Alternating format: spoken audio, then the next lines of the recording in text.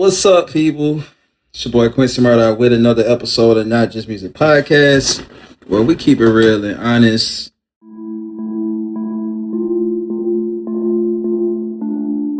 Today, I want to talk about Latasha Harlins. This was a key figure. A lot of times, we hear about a lot of police brutality, a lot of police shootings, a lot of racial injustice.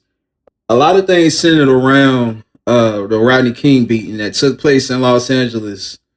It was a lot of stuff going on, and during that time, it was a lot of outsiders, foreigners that had businesses and stores in Los Angeles area in these black communities. I don't know if a lot of people are familiar with Menace II Society, where O-Dog goes in the store and it's a Korean lady or whatnot, and a man in there is like, hurry up and buy. This was real life. There was a lot of Koreans taking over the stores around this time where a lot of black issues were going on, where black individuals were being mistreated, unfortunately. And one person I want to read about is a key figure. Her name is Latasha Harlins. Latasha Harlins was a 15-year-old African-American girl who was shot and killed over a $1.79 bottle of orange juice in the liquor store in South Central Los Angeles on March 16, 1991. The incident involved a confrontation with the store owner, Soon Jadu, a Korean woman who shot Harlins in the back of the head, and the act was captured on security video, which is on YouTube, if y'all want to see that. This event occurred shortly after the beating of Rodney King by police, intensifying existing racial tensions between African Americans and Korean Americans in the area. During the trial, Harlan's family faced dismissive remarks from the presiding judge, who suggested that the tragedy could have been avoided if Harlins had not entered the store. Can you imagine that? So basically, if you didn't enter the store, so we didn't have those rights as every other individual, is what this judge was saying. She wouldn't have got killed if she just wouldn't have went into the store, which was her freedom of speech, her free right in this world we call America. And the judge said this. What's going on? It's your boy Duan Barino from Not Just Music Podcast. I have a very special offer for you guys via morelabs.com.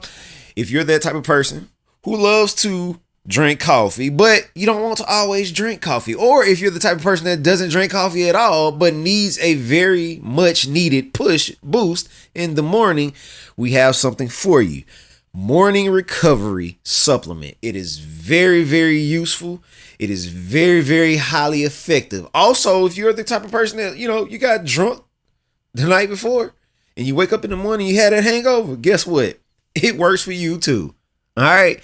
So at the end of the day, if you head over there to morelabs.com, we have something set up for you already at checkout. All you have to do is enter the code NJMP and you will receive 25% off instantly. How about that? Can you beat that? Head over to morelabs.com, all right? Peace. Soon, Jadu was convicted of voluntary manslaughter but received probation, a verdict that sparked outrage within the African American community and led to increased hostility towards Korean-owned businesses. This incident, along with the Rodney King case, contributed to the civil unrest and riots that erupted in Los Angeles in 1992, highlighted deep-seated issues of racial conflict and injustice in urban communities.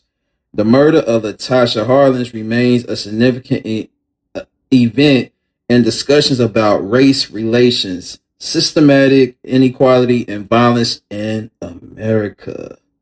Yeah, so deep story. Deep story of Latasha. There's many more stories that were similar to this, but this shows the injustice of what blacks have to go through back then. We still go through to this day. So I wanted to bring awareness to that. Los Angeles was hot back then. A lot of tensions, a lot of racial tensions and things like that. Latasha Harlins, she also has a movie about her. This is how I found out about her. I actually watched a movie, touching movie, called Latasha Harlins. It's on Tubi. People actually want to see this biopic of her. It's a very, very well put movie, well put together movie, great acting.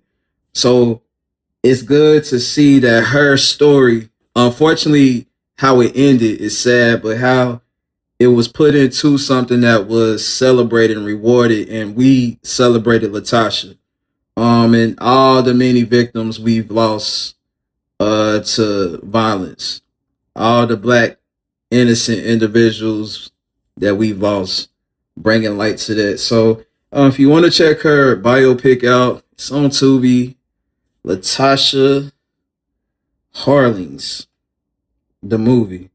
Like I said, it deals with a lot of black issues and trauma. Like I think she had lost her mother at a young age, lost her mother, and her father wasn't in the household, and she dealt with a lot of anger issues, mental issues, as a lot of black African Americans deal with in the situations we're brought up in. You know, it also brings tension to mental health, mental awareness, psychologically. So it's a story that needs to be told. It's a story that needs to be heard. And I'm glad they gave Latasha Harlins a platform. All right. So once again, it's your boy Quincy Murdoch with another episode of Not Just Music Podcast, where we keep it real and honest.